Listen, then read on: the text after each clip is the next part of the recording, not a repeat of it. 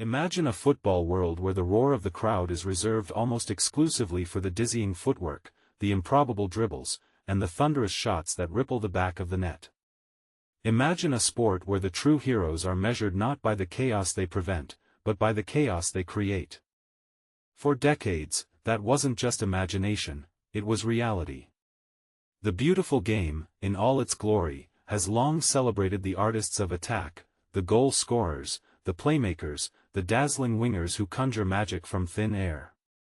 They win the headlines, the accolades, the golden boots, and, most coveted of all, the Ballon d'Or. But what if the most vital act on the pitch isn't about scoring, but about stopping? What if the greatest artistry lies not in creating goals, but in denying them with such grace and foresight that it feels like destiny averted? Is it possible for a player whose primary role is destruction to be considered the most beautiful, the most impactful player in the world?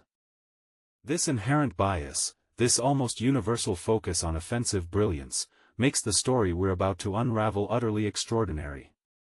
It's the tale of a man who stood defiantly against this tide, a man who, despite a lack of towering height, a position far from the spotlight, and a job inherently less glamorous than his attacking counterparts, somehow captivated the footballing world and ascended to its highest individual peak.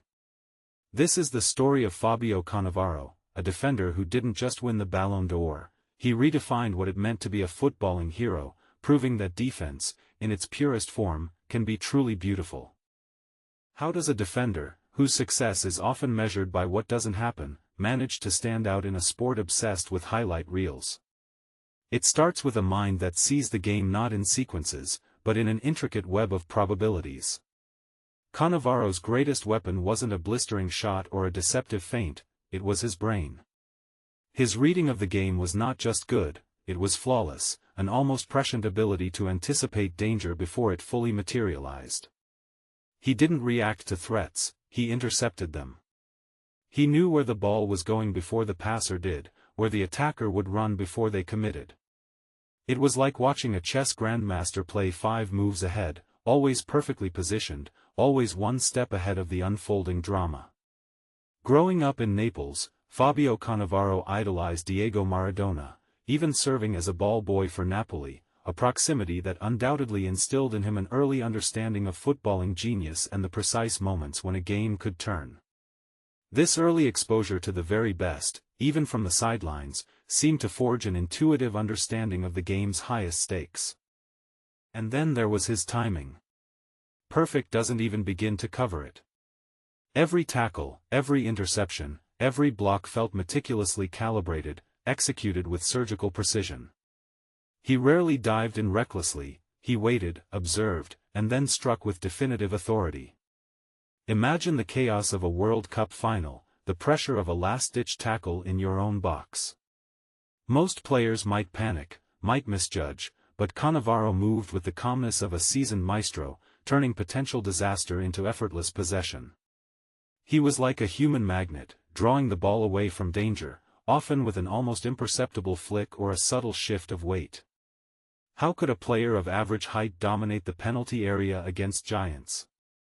Despite standing at just 5 feet 9 inches, a height often deemed diminutive for an elite center-back, Cannavaro consistently dominated aerial duels, a testament to his explosive leap and unparalleled timing.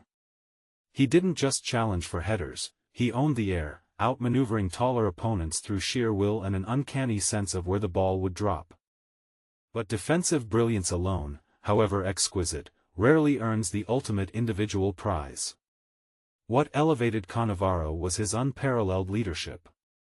As captain, he didn't just wear the armband, he embodied its meaning. He commanded respect not through shouting or theatrics, but through his unwavering presence, his calm authority, and his absolute mastery of his craft. He was the conductor of the defensive orchestra, orchestrating movements, closing down spaces, and barking out instructions with a clarity that cut through the cacophony of the stadium. He didn't just organize his team, he commanded them. Every player knew their role, every gap was covered, every attacking threat met with a resolute, unified front. He instilled a sense of invincibility, a feeling that with him at the back, nothing truly bad could happen.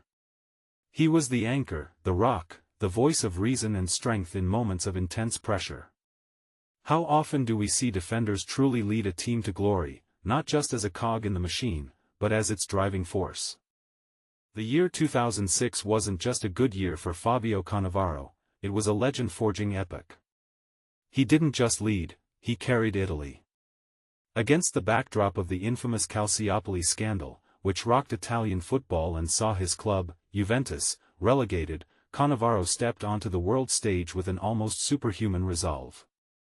The weight of a nation, embroiled in controversy, rested squarely on the shoulders of its captain. He played every minute of every game in the World Cup, a defensive colossus at the heart of an Italian side that conceded only 2 goals throughout the entire tournament, one an own goal, the other a penalty. He was an impassable barrier, making countless crucial interceptions, clearing dangerous crosses, and inspiring his teammates with every single breath. It was a masterclass in heroic defending, a testament to what a single player, with unmatched leadership and flawless execution, could achieve. The climax arrived not on the pitch, but on a stage in Paris.